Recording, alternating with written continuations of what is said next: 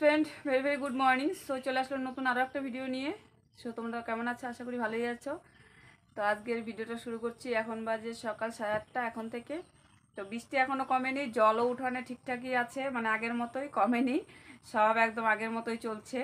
তো এবার বোধহয় মানে বন্যার জল আমাদের বেশি করে খেতে হবে। ঘরে উঠবে না, ঘরে ওঠাটা অতটা সহজ নয়, কারণ নদীটা আমার এখান থেকে অনেক দূরে।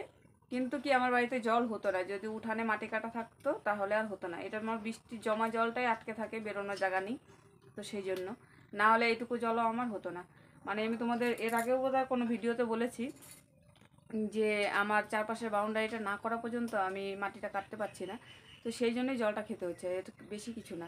আর এদিকে দেখো, বাবু কিন্তু সকালবেলা পড়া নেই, আর্ট নিয়ে বসে গেছে। ওর যে আর্টে কি মানে দুদিন থেকে রুচি হয়েছে, শুধু আর্ট নিয়েই থাকে, আর্ট নিয়েই থাকে।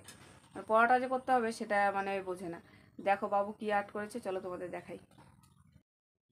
এই দেখো বাবু কি আর্ট করেছে। এই যে আমাদের হাইড্রাটা যে আছে, ওই হাইড্রাটা আর্ট করেছে। মানে শুধু চেষ্টা করেছে, বেশ অনেকটাই, মানে 3.5 বাকি হয়েছে। শুধু এই সামনের চাকাটা একটু খারাপ হয়েছে, এই চাকাটা খারাপ হয়েছে। আর তাছাড়া মোটামুটি আর্টটা ঠিকই আছে। এখন আর তো আর্ট শেখানো হয় না, এখানে আসার পরে আর আর্টে দেওয়া হয়নি। ওইখানে তো প্রায় মোটামুটি 6-7 মাস করেছিল, তারপর লকডাউন পড়লো আর আর্টটা হলো না। আর এখানে এসে এখনও আর্টে জয়েন করানো হয়নি। গতকালকে কিন্তু টিভিটা আমি ওদিকে সরিয়েছি, আর এদিকে আলনাটা আনলাম, আর ওইখানে একটা বেড কভার লাগিয়ে দিয়েছি। আর এই যখন নাইটিগুলো শুকোচ্ছে না, এর জন্য এখানে দিয়েছি, কারণ ফ্যান চলে, ফ্যানে মোটামুটি। সো ফাইনালি কিন্তু আমার ব্রেকফাস্ট রেডি হয়ে গেছে। তো আজকের ব্রেকফাস্টে কী আছে সেটা তোমরা দেখতেই পাচ্ছ। তো আমি কিন্তু দইলা কিন্তু এইভাবেই বানাই, কারণ আমি ওই মুঠো মুঠো করে বানাই না, অত বড় বড় না, মানে খেতে ভালো লাগে না। আর সেটা যদি চালের গুঁড়ো দিয়েও হয় সেই ক্ষেত্রে ভালো লাগে, কিন্তু আটা দিয়ে বা ময়দা দিয়ে যখন করব তখন কিন্তু এরকম লম্বা লম্বা করে যদি করি তাহলে সেটা কিন্তু খেতে বেশ টেস্ট লাগে। সেটা তুমি নুন দিয়েই খাও বা চিনি দিয়েই খাও।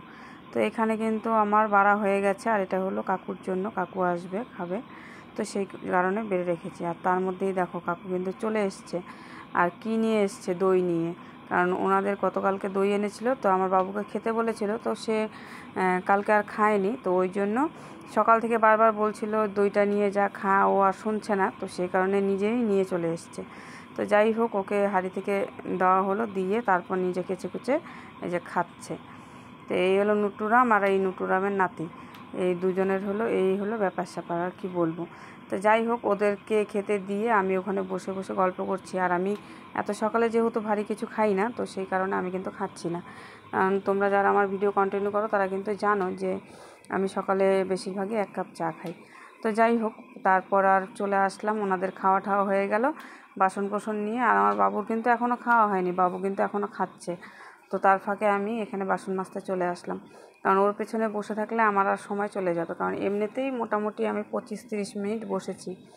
তো যাই হোক, সকাল টাইমটা যদি 25-30 মিনিট বসা যায়, বুঝতেই পারো যে কতটা সমস্যায় পড়তে হয়।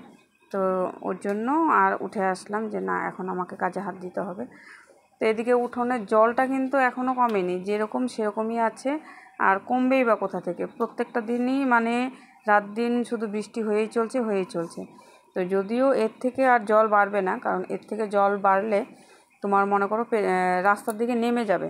কারণ রাস্তা থেকে যেহেতু আমার উঠোনটা একটু নিচু, তো সেই কারণে এইটুকু জল আমার জমে, আর তার বাইরে আর জমবে না, বাকিটা রাস্তায় নেমে যাবে।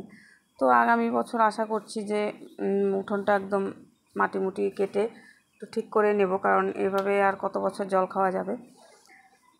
তো করতে তো হবেই, কিছু করার নেই। আর এদিকে দেখো, তার ফাঁকে কথা বলতে বলতে কিন্তু আমার বিছানা কিন্তু ওটাও পরিষ্কার হয়ে গেছে, আর এটাও পরিষ্কার হয়ে যাচ্ছে। তো চেয়ার দিয়ে পার উঁচায় রাখবে নাকি ফেলায় রাখবে? এদিক দিয়ে যা না, আমি তাতে যাব। তোর যাইতে লাগবে।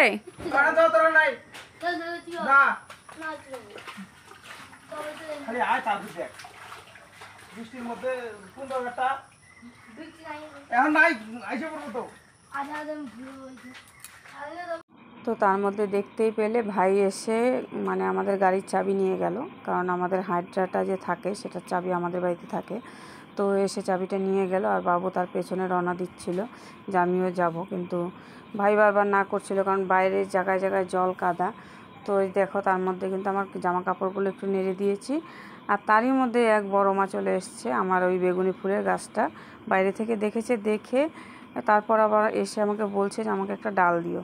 তো আমি বললাম ঠিক আছে, কলিটা শেষ হোক তারপর ডাল নিও। তো এই গাছের ডালটা কিন্তু আমাকে অনেকেই আমার কাছে চেয়েছে। প্লাস তার থেকে বড় একটা খুশির খবর যে আমার ভিডিওতে দেখে একজন কিন্তু আমার কাছে চেয়েছে। তো সে কে সেটা আমি বলছি না, কিন্তু সে কিন্তু মাথা ভাঙাতে থাকে, ঠিক আছে। তো সেখান থেকে আমাকে কিন্তু সে আমার সঙ্গে যোগাযোগ করে বলেছে আমাকে একটা ডাল দিও। তো যাই হোক, তাকেও আমি দেবো। সো তোমরা হয়তো ভাবতেই পারো যে তুমি কি করে এত দূরে পাঠাবে, তো সেটার একটা ব্যবস্থা আছে। তো সেটা এখন বলছি না, যখন দেবো তখন তোমরা দেখতেই পাবে। তো দেখো আমার কিন্তু মানে কথা বলতে বলতে প্রায় প্রত্যেকটা কাজই শেষের দিকে।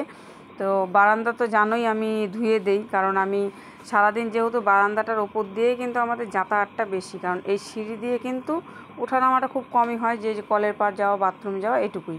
তাছাড়া কিন্তু বাড়িতে যেই আসুক বা আমরাও বেশিরভাগ ওই বারান্দা দিয়েই কিন্তু যাতায়াত করি, ওই পাশের মানে গেটের সামনে দিয়ে। তো সেই কারণে কিন্তু আমার বারান্দাটা প্রচুর পরিমাণে নোংরা হয়। তো ওর জন্য আমি প্রত্যেক দিনই মানে জল ঢেলে ভালো করে ধুয়ে দিই।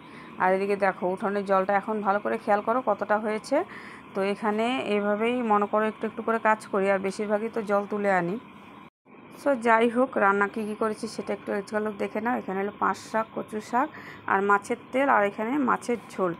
আর আমি রাতের জন্য একটু কিন্তু সবজি বানিয়ে রেখেছি, তো সেটাও আমি তোমাদের সঙ্গে শেয়ার করছি, দাঁড়াও। তো এই যে দেখো, এটা কিন্তু কচুর লতি করেছি পরে শেষের দিকে, মানে ভাবলাম নষ্ট হয়ে যাবে।